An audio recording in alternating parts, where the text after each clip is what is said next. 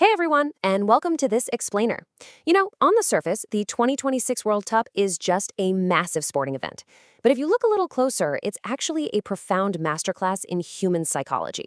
Today, we're going to unpack the hard science behind the fans. And honestly, by the end of this explainer, you might just find that watching the World Cup says a whole lot more about your own mind than you ever realized.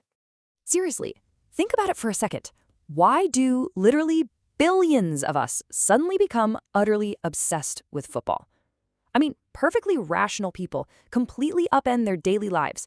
They're setting alarms to wake up at 3 a.m., and they're letting their emotions ride on an absolute knife's edge for 90 straight minutes over a game being played thousands of miles away by people they've never even met. Okay, let's dive into this, because this behavior is genuinely wild when you take a step back.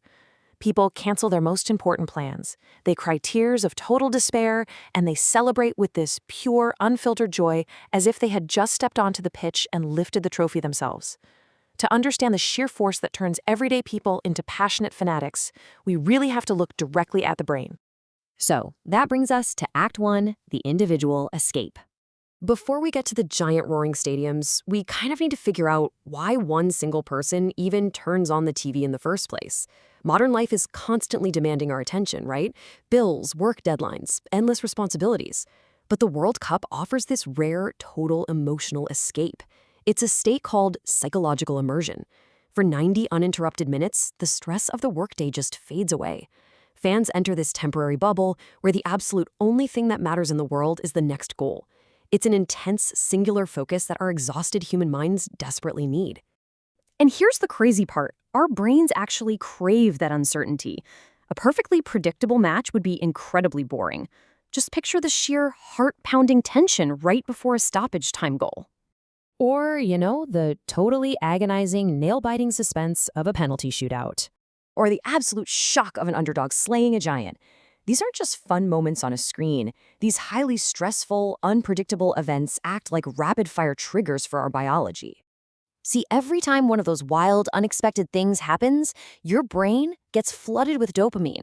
That's the neurotransmitter directly associated with anticipation, reward, excitement, and pleasure. Our brains absolutely love this psychological roller coaster because the sheer unpredictability of the tournament delivers these powerful, rewarding chemical hits that we simply cannot get from our normal, predictable daily routines.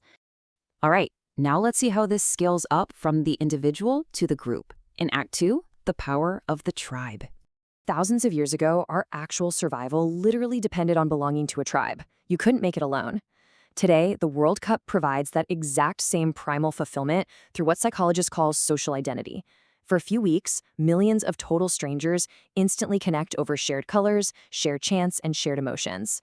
Belonging is one of the strongest psychological needs we have as humans, and this tournament fulfills that need on a massive global scale. Now, what's really interesting here is a little concept called basking in reflected glory. This is a fascinating psychological effect where national pride literally morphs into intense personal pride. When a national team wins, the fans watching at home feel personally successful, even though, let's be honest, they didn't play a single minute and had zero direct influence on the result. We psychologically merge a part of our own identity with the group. You can actually hear this in the way we talk. Notice this crucial little linguistic shift. When a team loses, a fan might say, well, they lost. But when a team is victorious, the fan says, we won. Not they won, we won. This subtle shift just goes to show that fans merge their identity with the team so deeply that a victory feels entirely personal. And because the stakes are just so phenomenally high, these high-stakes contests instinctively activate our oldest, deepest human systems around social ranking and achievement. The tournament grabs our attention because, on a primal level, an ultimate contest of social status is taking place right before our very eyes. Which brings us to Act 3, the global mythos. Zooming out for a second, why on earth do we care so passionately about athletes we have never even met? Well, it all comes down to identification.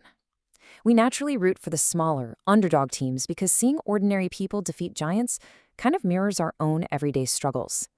When we see a weaker team overcome the odds, it gives us profound hope that raw effort really can overcome advantage.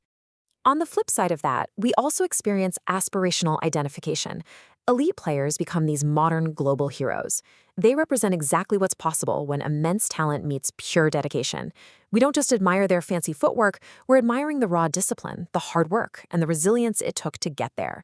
We are fundamentally inspired by individuals who embody the qualities we wish we had ourselves. So the crucial point is that human brains are completely hardwired for storytelling. The World Cup isn't just a sporting event. It's a massive, real-time collection of human stories. It's the veteran player desperately seeking redemption. It's the story of painful failure, ultimate sacrifice, and lifelong dreams finally coming true. This storytelling transforms what is really just a simple football match into a deeply meaningful emotional experience. And that leads us right to our final climax in Act 4, the ultimate high. The dopamine, the tribal identity, the epic stories, it all culminates right here. I want you to imagine a packed stadium of 80,000 fans.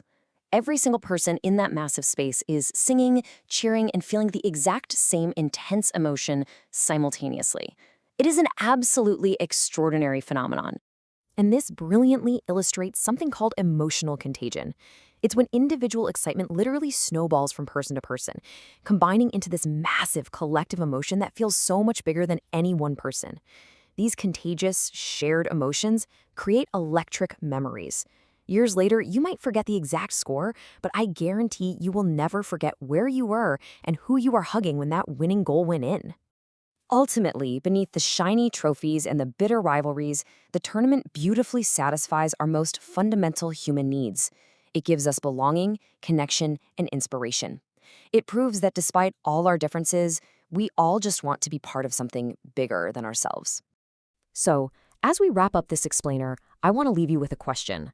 Which psychological reason do you think explains your love for the World Cup the most? Is it the dopamine hit of the underdog winning? The tribal belonging? Maybe the emotional escape from everyday life? Take a moment to reflect on your own psychology, and please, share your thoughts in the comments below. Thanks so much for joining me on this deep dive, and I'll see you in the next one.